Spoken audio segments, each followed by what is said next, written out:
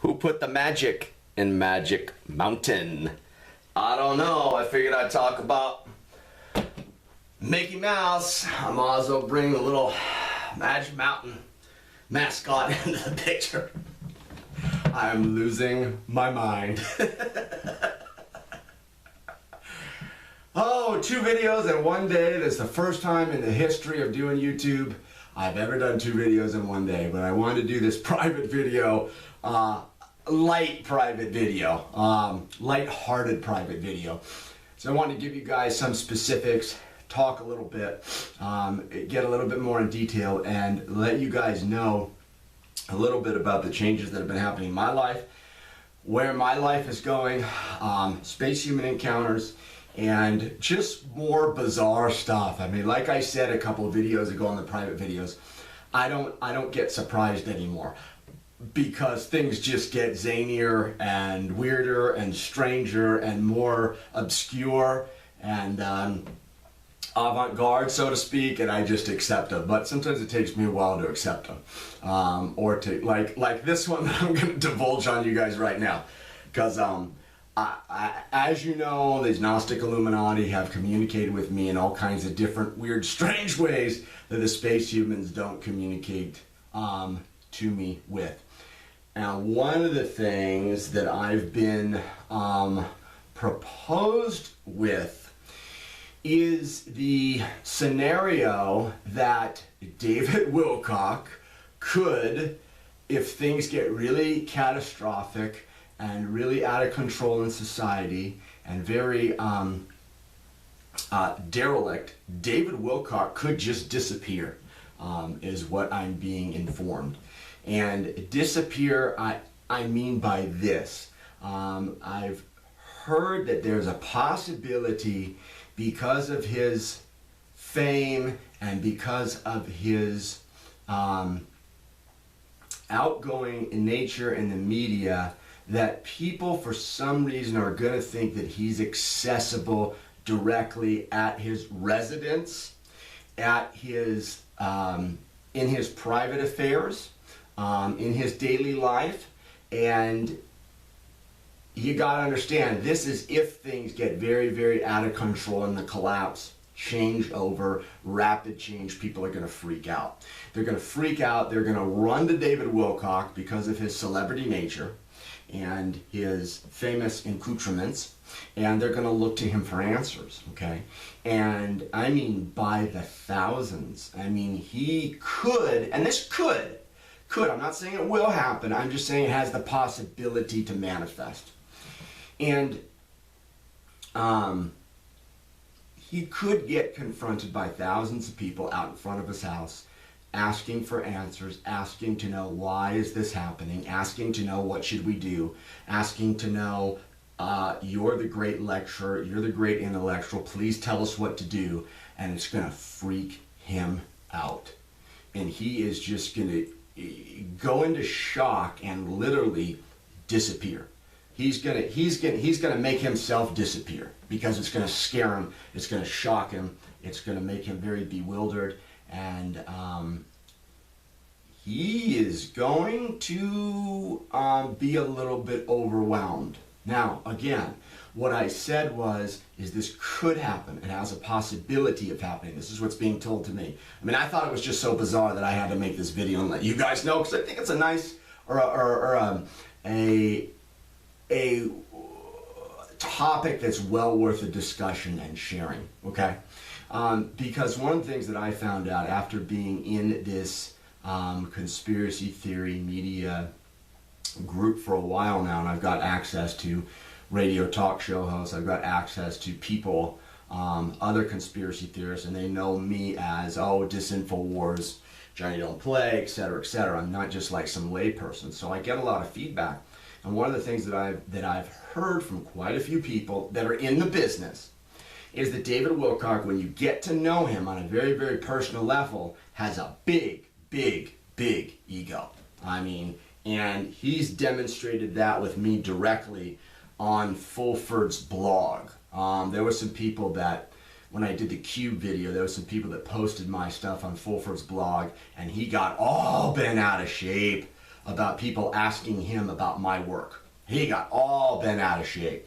So I know that from a first-hand experience, and I also have encountered this in a third-hand experience because people in the business have acknowledged that fact that he is like that when you get to know him on a personal level. Because everybody has their stage persona, so to speak, okay, and then they have their intimate personal persona, okay, and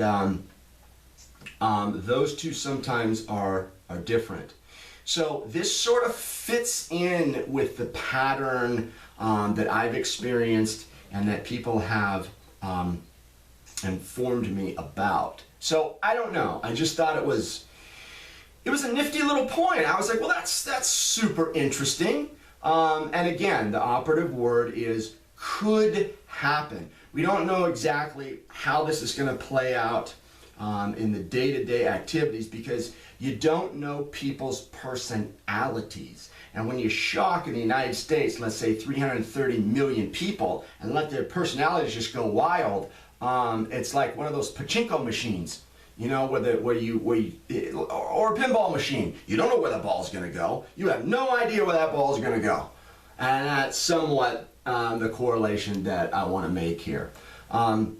Also, I wanted to say from a personal note that I enjoy the group here at Disinfowars, the members. I enjoy the comments. I like this little tight cohesiveness that it's seeming to develop. And I appreciate that you guys, you know, want to experience the journey and take the ride with me.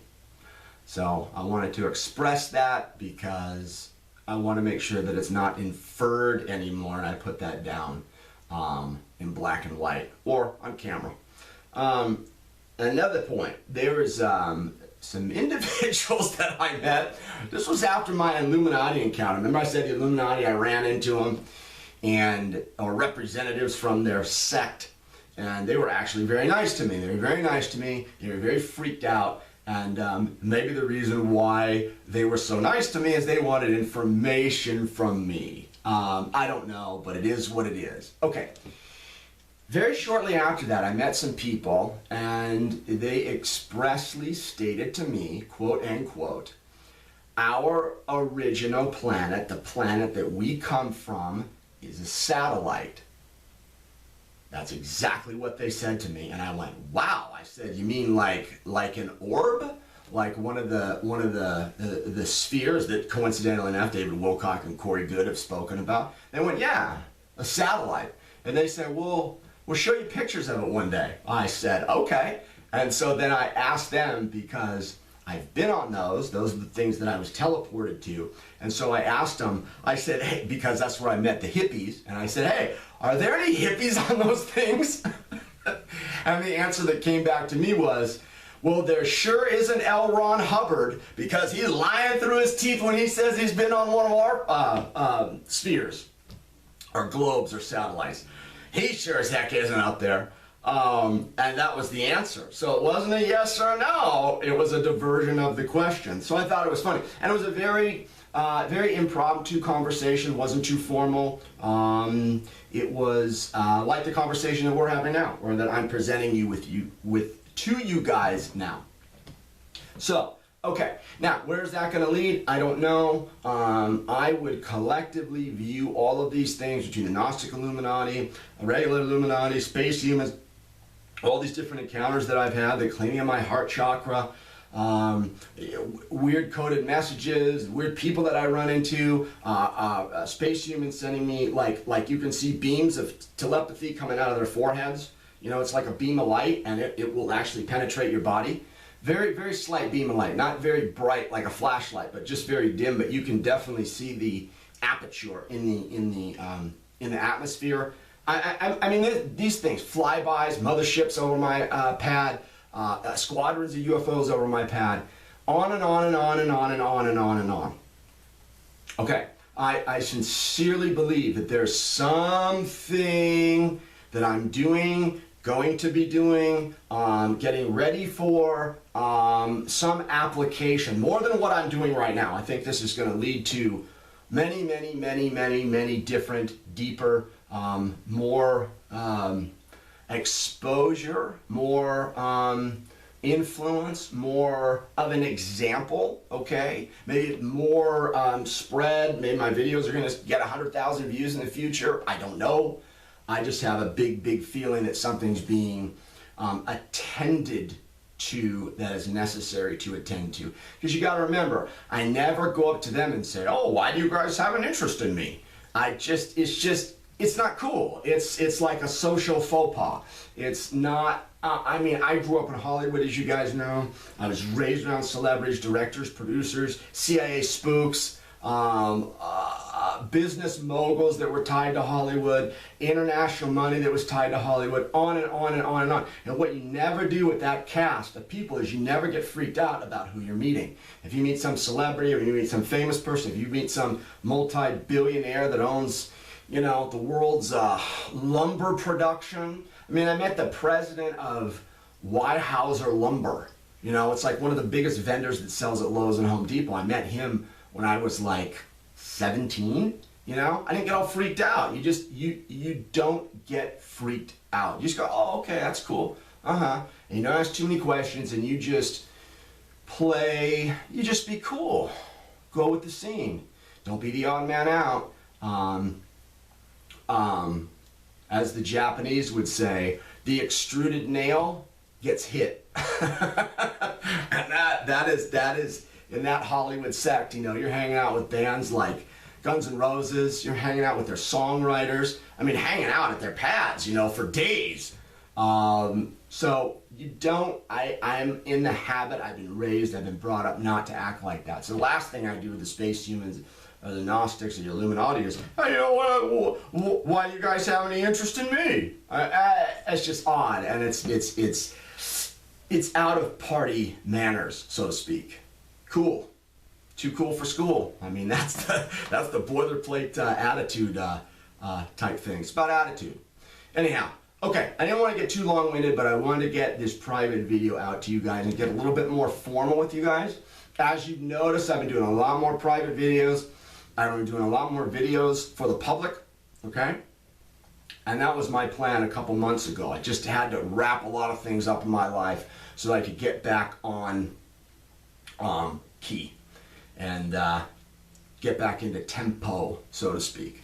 So, without further ado, Sunday, what is it, the 4th? April already? It's past April Fools. Who put the magic in Magic Mountain? I don't know. Peace, guys. Thanks.